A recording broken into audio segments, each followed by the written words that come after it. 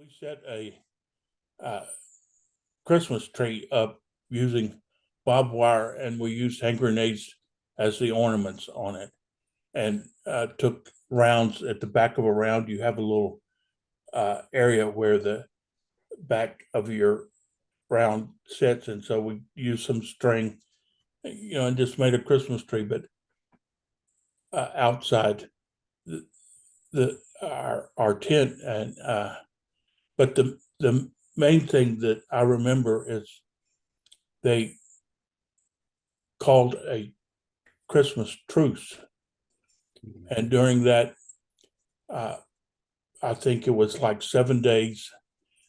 You weren't supposed to launch any offensive measures. You were to go into a defensive position, and if you saw uh, movement and groups of men and so forth, unless they were of a certain size, you couldn't stop them. You couldn't search them. You couldn't say, which was ludicrous. All it did was give them 5 to 7 days to restock, rehome, and such. And that was just what was ludicrous, as were many things about the war. So Christmas, uh, we just kind of went to our bunkers. We sheltered down and sat there waiting for something to happen, because and it wasn't Santa Claus coming. Uh, so it puts you in. You wonder what are they thinking here? Yes, it's a nice thing to say, but for the people sitting out in the field, uh, other than the padre coming by and bringing us uh, something that had, the only other thing we did, when you learn real quick when you get there and you get a package in the mail from home that may have something in it, because we lived off of basically sea rations all the time. We didn't have a kitchen or a mess hall or anything, and and he comes out and he's got uh, stuff, and the Jewish chaplain comes by, and you get. I learned what gefilte fish was, and matzo balls, and because this was good food. I mean, they came by. So other The than that, chaplains came by with some special food yeah, for Christmas. other than that, we didn't. Uh, Christmas was just another day. But what you did when you got a package from home, and you come back from an operation, you're in base camp, you get your mail, and here's your package. Uh, you open it up, and everybody in your squad or fire team, it's everybody's package. You read each other's mail and stuff. Anything that was you, it was always referred to as back in the world. We weren't in the world, so it, we didn't have holidays. We didn't have stuff, and so you got something from the world. That's how you worked it. So there was no Christmas. There were no Christmas carols. There were no gifts and stuff. It was just uh, uh, the grunts way of that's life. And what are they trying to do with me by saying we can't do anything for 5 to 7 days? Somebody made that decision that had never been in combat before. Christmas was a reality. It wasn't a reality in Vietnam. Well, listening to you, I'm thinking, the phrase peace on earth, goodwill toward men, it just doesn't apply to I-Corps in the late 1960s. No, it did not. I know we were constantly on alert for holidays because Viet Cong and North Vietnamese had habits of dropping a few rockets on you on a holiday to help you celebrate. So we'd always be on alert for that. And our celebrations were, they're kind of limited. We might let some people go celebrate, and others were stand and watch because it was a good time to try and catch somebody distracted on a holiday. So You at the mean time I was the an officer, and my job was to keep my eyes open and not celebrate really. So where? So you were in Vietnam over 2 Christmases. So this first Christmas, where do you remember where you were at that time? Da Nang, outside Da Nang, and I think I was on a place called Hill 10, which is southwest of Da Nang, about I don't know, about 10, 15 miles, something like that. And is this 1967? 67, yes. Do you have a recollection of a truce that was called over Christmas time? Oh, yes. Just about every Christmas there was a truce. And it wasn't a truce that somebody didn't start shooting. But it's, usually, well, not shooting so much. You always got a couple rockets to make you appreciate the truce or whatever it was. But we did not handle a truce as anything other than business as usual, and possibly be more alert because that's when somebody's going to try to catch you celebrating. So your interpretation of the truce was this is a chance for the VC and the NVA just to make a move. That's correct. The truce was for the people in the rear to have some excuse to celebrate. If you were in an infantry battalion, you didn't celebrate. That was you had to be extra watchful. December 25th, 1967. Some veterans say it wasn't, there's nothing particularly unusual about that day. It was just another day in Vietnam. Yeah, it was December was a little bit on the relatively quiet side because looking back, what was going on was the North Vietnamese were preparing for the Tet Offensive. So a lot of their operations had kind of dwindled down to just got occasional harassing stuff. A lot of troops came up with something for a Christmas tree to be small type thing, and maybe a foot tall. But somebody might have got a 2 foot tree somehow, but there were some decorations. Of course, you had people sending Christmas cards, and the easiest thing to do was to hang up the Christmas cards. But I don't. We didn't get too much distracted by that because you were getting shot at, so you didn't want to get distracted. Wow. How about the second Christmas? Was that where were you the second Christmas, now or Second December? Christmas, I was let me see, I was just a little bit north of Da Nang. Oh yeah, I was a company commander. My company was guarding Hai Van Pass, Mhm.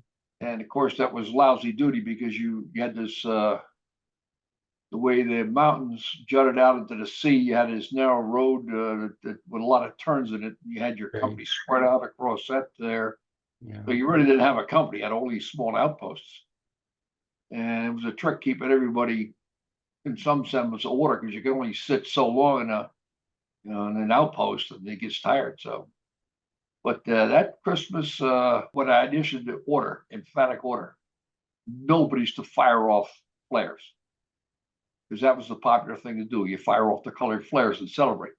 Oh, They said no because we got troops out there that they're in trouble and we're not going to be able to tell your flare from their flares. all right. So you don't want to go send things up just because you want to make some noise. So, So but it was what wasn't easy. Just forget about everything, really. so your first Christmas wasn't very Christmassy, and it sounds like the second Christmas was even less Christmassy. Yes.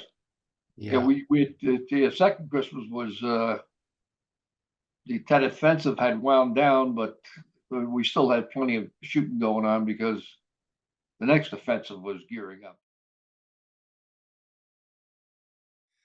There was a perceived truce that Christmas between basically the NVA and VC and mostly the Marines and probably 101st Airborne, maybe Marical Division in the I-Corps area.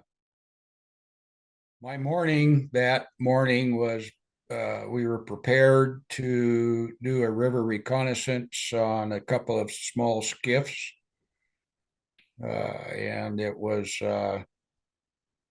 done by a reinforced fire team of select Marines who had a lot of experience, and led by a Marine by the name of Sergeant Burke, who at one time was a gunnery sergeant, had got busted for beating OCS officers up at Quantico in their boot camp there, and anyway, lost his stripes. Came to us and was kind of the leader of these little, I'll call them special patrols. We called them killer teams in the day. And our job, I was an FO, so I had some skills, and then we often used our S2 scouts and Kit Carson scouts on these small patrols. So we got to the beach of the river there at Hill 37, a little south west of Da Nang, and got in the skiffs and headed upriver. Actually, we went downriver, and we were counting all the sampans on which side of the river they were. And we went, I can't remember, maybe 4 clicks down, beached. The fellows running the boat let us out. They went back upriver to the bridge there near Hill 37, and we laid back for a while till the sun came up. And we slowly moved back towards Hill 37 and recording if there was any movement. There was often sightings and patrols running into mostly NBA soldiers on that corridor, moving material or troops in and out of the area. So I guess that was the reason for our patrol, is to see if we could see if there was any traffic. And this is what you're doing on Christmas Day. This is Christmas morning. Yeah, just right after dawn, we're walking. And I remember I tripped, and a real stealthy Indian out there, and and I tripped, and when I landed, there was a booby trap there, and right on this trail that kind of paralleled the river, and a little thin wire with an M26 grenade in a sea ration can. And so as you trip that wire, that grenade comes out of the sea ration can, the pin's pulled, and then the spoon flips up and gives you approximately 4 seconds to realize what's happened, which oftentimes not fast enough. But I was lucky I saw that, and it prevented us from having any casualties. And we continued our patrol, got back to the hill, I think must have been around noonish or something, and then proceeded to have our Christmas. So you're on, so other than the trap, there was no contact with the enemy that morning? No, I don't recall exactly any details on whether or not we detected that there was movement from the sampans going across from one side or the other. So when you say proceeded with Christmas, then, so what does that mean in the context of I Corps 1968? The big thing, we had a pretty good chow hall on 37, it being the battalion CP, the static steep CP, and there was always a celebration with an extra special dinner, and then the guys always had a little hooch and stuff. I was with Charlie Company and stayed within their little CP there on the hill, and we had a comm tent, hardback comm tent, and the guys that were the scouts and snipers and FOs and stuff stayed in the back of that tent, kind of area for NCOs and stuff, and we always had a little liquor and some partying going on, and for Christmas or special days, and kind of had that opportunity to relax have some fun along with our, I don't know what kind of dinner it was for Christmas, probably a turkey or something, and all the trimmings as best we could do, for the conditions, which were actually pretty good. Do you recall a chaplain coming out and giving a Christmas word or anything like that? Or We all had an opportunity to go to mass. I was born and raised Catholic, and we had a priest there that offered mass on practically every Sunday. yeah, And I was, I don't know what it was called, but I was kind of the liaison between the church and the troops, and had a little ammo can full of Bibles and church stuff that I'd pass out if the troops wanted it, kind of following through with my parochial upbringing and an ammo can full of Bibles. That's an interesting image there. little teeny miniature Bibles, Right, sure. pocket size. So when you imagine yourself back there on Christmas Day, I mean, it starts out on patrol and then this really close call with the trap. Then you're back on the hill at the command post there with the guys, and you've got the meal, which is probably a little bit better than usual, and that sort of thing. Do you recall, I mean, did Christmas Day, that particular Christmas, did it bring any different thoughts to your mind? Some vets say that they just felt especially lonely that day, or something like that. Or others say, actually most say it was just another day in the NOM. Well, we're always lonely in the NOM practically, unless we're so dang busy, you don't even think about it. And a lot of times on these holidays like that, that the grunts aren't out patrolling, particularly on these kind of ceasefire days. And I don't know if that's the only one I experienced or not. I don't remember, but the hill's pretty full of a lot of Marines and Navy corpsmen, of course. And so there's a lot of activity going on. It's pretty busy. The chow line's pretty long because all the troops are in. And there was just a lot to do. I don't think that we let our homesickness or loneliness affect us because of, there's a lot of camaraderie. We were really pretty tight, real tight company. And then the mortar section that I was the FO from, we were all really, really close friends. When Christmas season comes around every year, do you find your mind going back to that specific day? Quite often. I don't know if every year, but it's always, oh,